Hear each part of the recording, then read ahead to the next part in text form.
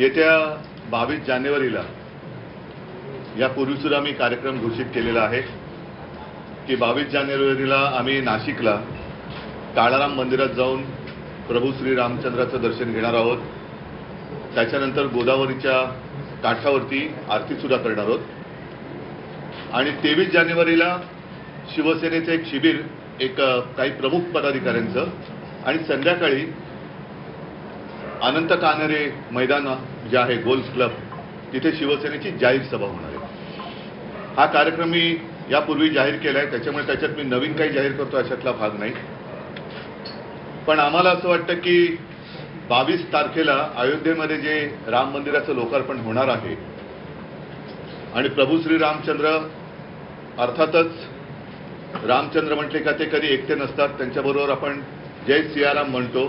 अमृत नोनी ortho plus ये एक प्रूवन फॉर्मूला है। इसमें मौजूद नोनी फल के गुण और आयुर्वेदिक जड़ी बूटियां शरीर को जरूरी पोषक तत्व देने के साथ साथ हड्डियों और जोड़ों के घिसने, उनमें होने वाले सूजन और दर्द को रोकने में मदद करता है। दर्द मुक्त जीवन के लिए अमृत नोनी आर्थो प्लस। राम लक्ष्मण सीता आणि हनुमान, त्याच्यामुळे राम लक्ष्मण आणि सीता, प्रभू रामचंद्र, सीतामाई, लक्ष्मण आणि हनुमान सुद्धा तिथे असतील। ही प्राणप्रतिष्ठा केवळ प्रभू श्री रामचंद्राची नाही, तर आमचं मत असं आहे, आमच्या भावना अशा आहेत की आपल्या राष्ट्राचीच एका परीने ती प्राणप्रतिष्ठा आहे। आणि आत्ताच्या पिढीला कदाचित लक्षात नसेल, पण ज्याप्रमाणे अयोध्येमध्ये राम मंदिराच्या वरती बाबरी मशीद बांधली गेली होती, तसंच सोमनाथचं मंदिर सुद्धा अनेकदा त्याचा विध्वंस केला होता। सरदार वल्लभभाई पटेल यांनी पुढाकार तेव्हा घेतला आणि त्याचं पुनर्निर्माण केलं। त्याच्याबद्दल गेल्या आठवड्यामध्ये संजय राऊत यांनी अग्रलेख लिहिलेलाच आहे। प्रत्यक्ष प्राणप्रतिष्ठेच्या दिवशी मला वाटतं वल्लभभाई नव्हते, त्यांचं निधन झालं होतं।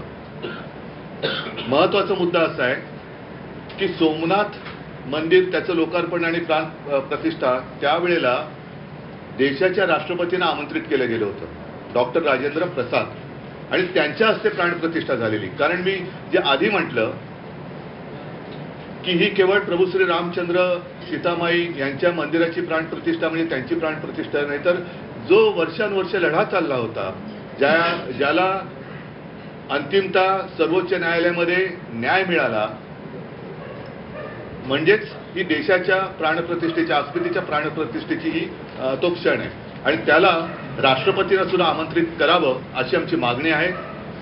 ते करतील न करतील हा त्यांचा प्रश्न आहे। आम्ही मात्र आज आपल्या माध्यमातून 22 तारखेला आम्ही काळाराम मंदिरात जाणार आहोत आणि गोदावरीला जी आरती करणार आहोत, त्याच्यासाठी माननीय राष्ट्रपती महोदया मुर्मूजी यांना आमंत्रित करतो आहोत।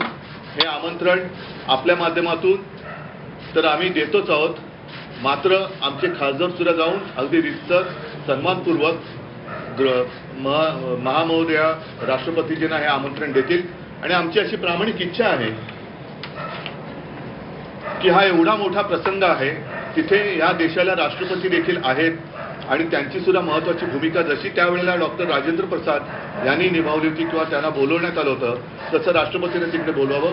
बोलवलं असेल तरी त्यांनी, तो त्यांचा विषय आहे, कारण शंकराचार्यांनी सुद्धा बोलवलेलं आहे आणि त्याच्यावरती शंकराचार्यांच्या प्रतिक्रिया सुद्धा सर्वजण ऐकत आहात। आम्ही मात्र याच्यात कोणतेही राजकारण न आणता आम्ही जो काही कार्यक्रम नाशिकला करतो आहोत, त्याच्यामध्ये राष्ट्रपती महोदयांना आज आपल्या माध्यमातून एक जाहीर आमंत्रण देतो आहोत। रितसर आमंत्रण सुद्धा आमच्याकडनं त्यांना जाईल आणि त्यांनी तिथे यावं ही आमची प्रामाणिक इच्छा आहे।